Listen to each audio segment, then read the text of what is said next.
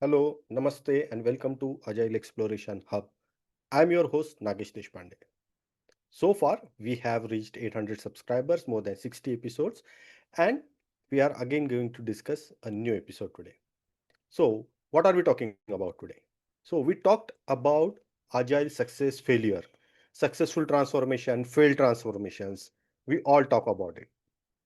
But especially when we talk about failure of transformation, the discussions are on lower side.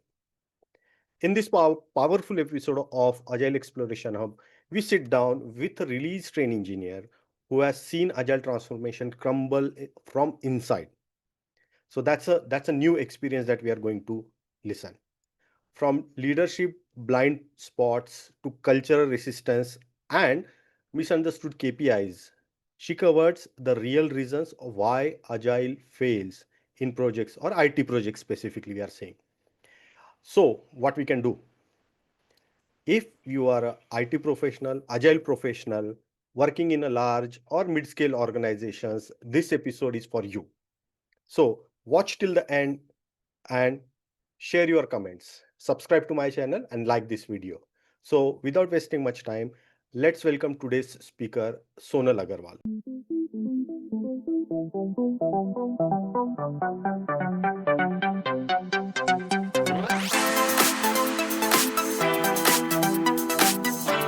So Sonal is a release train engineer with 13 plus years of experience specializing in agile transformations within banking global institutions, known for driving stakeholder alignments, leadership collaboration, and ensuring the business outcome through OKRs and KPIs.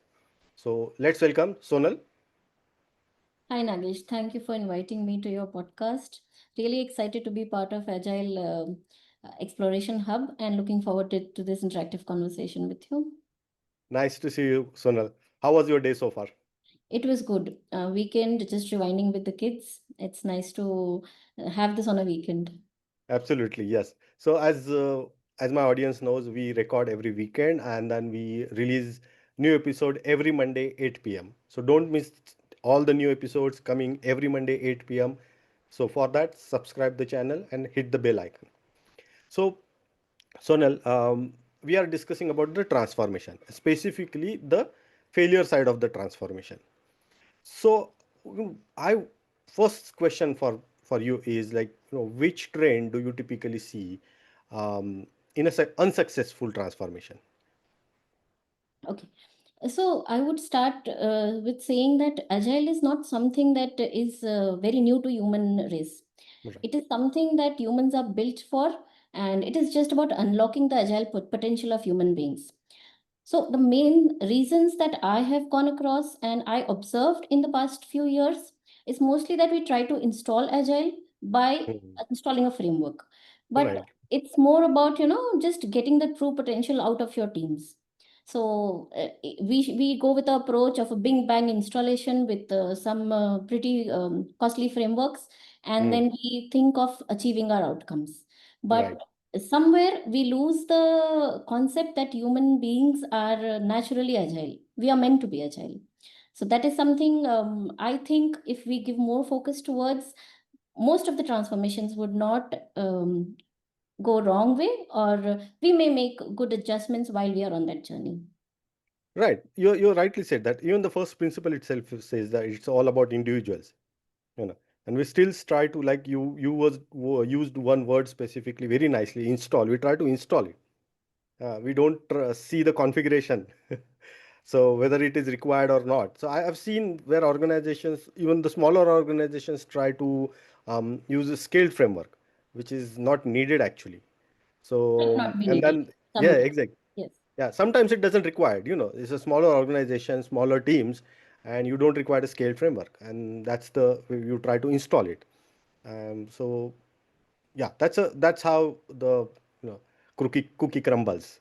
Yeah. And then do you believe that organization are misinterpreting the true meaning of being agile? We already talking about it, but Sometimes when we are towards the transformation, right, we don't give enough time to think Mm. about what are we currently doing and what is the benefit from agile ways of working that our teams can utilize.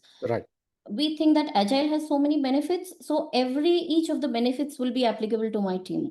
It might not be. In Mm. within the same portfolio also, there might be teams which may work in a different way and get better outcomes than using all the possible ways of working of agile.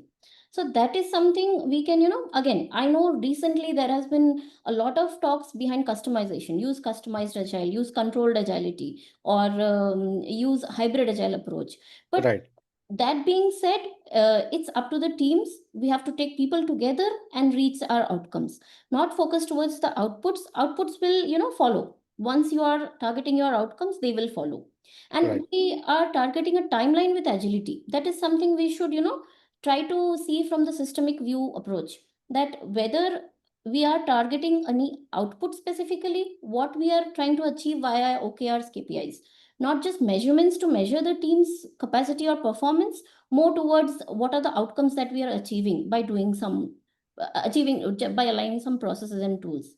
Again, tooling is a different aspect, agility is a different aspect.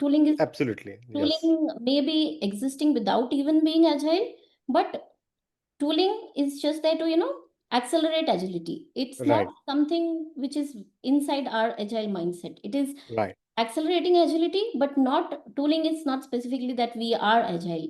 It's more of doing agile rather being agile. Yeah, tool is to leverage it, agility. Yeah, it's not like, it's not the actual tool, the tool that we are talking to build the agility. Yeah. And rightly said, Sonal, about that, timelines. You know, um, people expect overnight change when they talk about agile. So that is another angle to the timelines. So you should set the correct expectations, not just from your own teams, your leadership, and even the agile or the frameworks that you're using, right? Correct. Yeah. So then, another thing is like, so here when we start talking about uh, the roles, about what role that or actions leader has to play here. Okay. When any organization is thinking about following agile practices, Hmm. the leadership itself has to come with a mindset that we have to, if we want to build high performing teams, so it is our responsibility to maintain the trust and give the confidence to the teams, maintaining a psychological safe space to speak up, to be courageous, and take the people together in your journey, not to reach a destination, not to analyze or retrospect the teams at every point in time to make decisions. The agile journey is not specific to achieving only one KPI in isolation. It is about Right. the whole system, how it performs, how it behaves. Performance and behavior are two aspects which leadership should always keep in mind while going towards a journey, and not just experimenting with every approach that we have in hand, but just Hmm. go with something which the team is aligned to. Take the Right. buy-in from the teams and go towards it. And Absolutely. Hmm. getting the feedback on timely basis is very important, not just Right. from the team's perspective, from the whole system, that what is the impact of one system's behavior on another cascading system that is aligned to us, very complex systems that we have in Right. today's world. Right. Yeah. So I believe Yeah. from leadership side, psychological safety is a primary responsibility of each one of us in the whole system. Absolutely. So we had enough episodes. We had done few episodes on psychological safety. So guys, please check the playlist. You will understand what is psychological safety, why it is important, and another point that Sonal wants to add is like integration. So it has to be integrated very nicely. So when you are trying to implement the agile, so leadership roles, or leadership people, they play a key role here in the transformation. And so now, Sonal, we have been there in the industry from many years now. We are veterans of the industry, and we have seen the legacy kind of a culture, and then irrational deadlines. How these things really impact? So legacy culture, and or the irrational deadlines. Okay. most legacy systems have two very strong mindsets. One is Hmm. timeline, achieve a particular timeline, and second is hierarchy. So Right. when we move from hierarchy to a flat organizational system, that gives a leverage towards agility. That is a first step. Talking about timelines, our focus should not only be chasing timelines, but achieving the right behaviors from the team's perspective, achieving the right outcomes, which are closely aligned to our OKIs and KPIs, OKRs and KPIs. Yeah. Nice. Yeah. So then you did just mention about OKRs or KPIs. So I have seen that people incorrectly using them. You know. So so like in what ways these OKRs or KPIs can be used better? Okay. OKRs and KPIs, they should not be a measurement metrics always. Hmm, hmm, They hmm. are more like to get visibility in how the systems are performing right now and change our course according to those. Not to penalize the teams on this is the result, not treat it as a result, rather treat it as a visibility opportunity for the leadership and the teams to grow in those areas. It's more about continuous improvement rather than, getting a decision based on the metrics or the results. So if we do that, over time, the team will not be in a good space to open up, to let the leadership know about the risks that are existing. Over time, these risks grow and then impact the system as a whole. Okay. Can you some highlight some of the risks? Okay, certain risks that we observe are we are when we are installing a framework, right? When in Hmm. sense people are trying to install a framework, then grow the teams towards agility. What happens? Teams try to fit in into the framework because they Hmm. know that okay, leadership is aligned to look at the matrices in such a way. They do not have the see. It's a human nature that Right.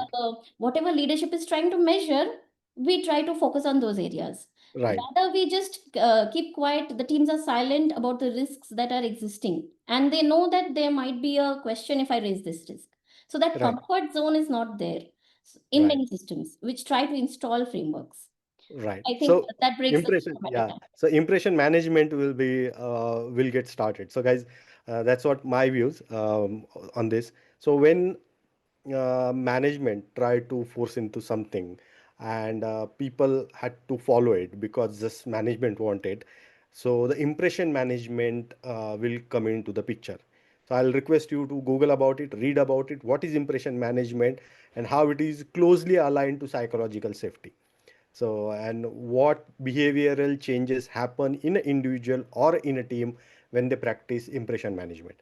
So yeah, moving ahead.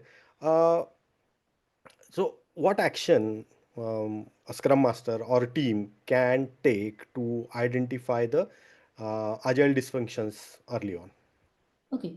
So when we are working in a team, right, whether it's a Scrum Master, Agile Coach, RTE, or any transformation lead, over a few weeks, over a few months, we get to know the teams. We get to Right, know the behaviors depicted. We know the people who are silent. Those are the people we should start questioning. Maybe ask the right questions.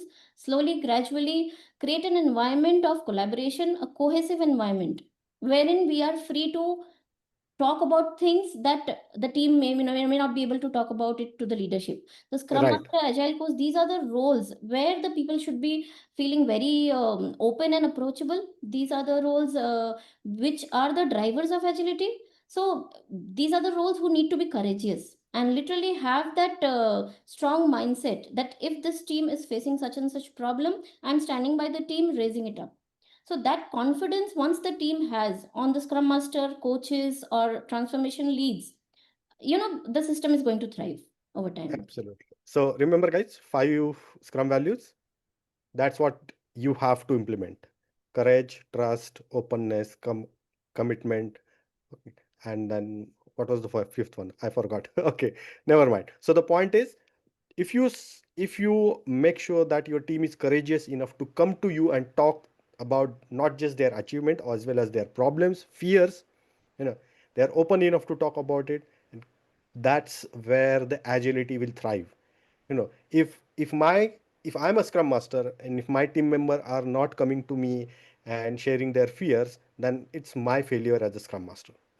So always make sure that you identify these dysfunctions early, talk to your team, make sure. So there are few practices that we follow. Have a close connect with the team, and uh, try to be innovative when you are communicating with the team. Don't just talk about the work. Talk about their a little bit on their personal uh, agendas, personal life, personal hobbies, and all that, to get into their you know thought process, and then align your thought process to them.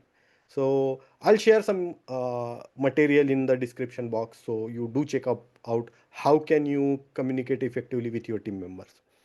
uh, Sonal, coming to our last question, which common root cause of agile failure would you address if you could? Okay. I would say when organizations these days, not just these days, over last 10 years, when they think about going agile, as the Hmm. leadership says, let's go agile in next 2 months. So that time, the focus is not towards a few scrum teams or a few small group of people. It's towards the whole organization, multiple portfolios in one go. So you can scale tooling, but you cannot scale agile. You cannot scale agility very fast. So again, Absolutely. I'll go back to the same topic which I was speaking about, timeline. We don't need to rush into being agile.